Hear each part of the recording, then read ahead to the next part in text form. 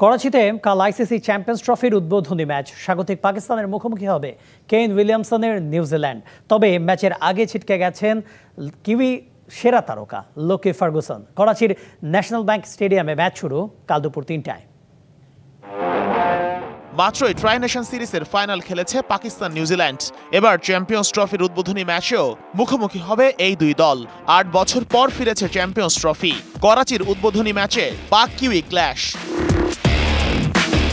এমন একটা টুর্নামেন্টের আগে দেশের মাটিতে ট্রাই নেশন সিরিজে নিউজিল্যান্ডের কাছে হেরেছে পাকিস্তান। তাদের বিপক্ষে ম্যাচ দিয়েই শুরু হচ্ছে হোস্টের চ্যাম্পিয়ন্স ট্রফি। তাই কিছুটা অস্বস্তি থাকবেই, কারণ শুধু ফাইনাল নয়, ট্রাই সিরিজের প্রথম পর্বেও নিউজিল্যান্ডের কাছে হেরেছিল পাকিস্তান। ওই ম্যাচে স্বাগতিকদের হার ৭৮ রানে আর ফাইনালে ৫ উইকেটে। পরপর ২ হারে বিধ্বস্ত host Pakistan.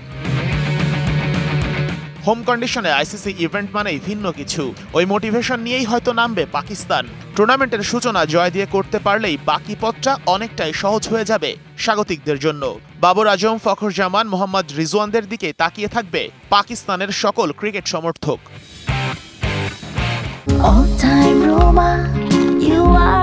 All time Roma. Taste it, love it. Pakistan যেখানে আত্মবিশ্বাস হারিয়েছে, সেটাই নিউজিল্যান্ডের সবচেয়ে বড় স্বস্তির জায়গা।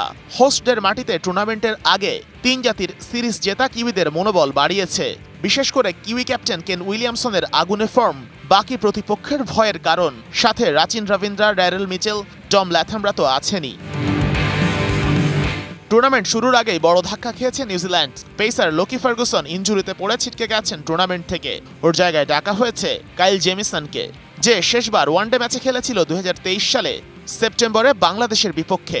তবে সব দিক বিবেচনায় নিউজিল্যান্ড বেশ ব্যালেন্সড দল। হাড্ডাহাড্ডি একটা উদ্বোধনী ম্যাচের অপেক্ষায় ক্রিকেট ভক্তরা। Sheikh Ashik, DBC news desk.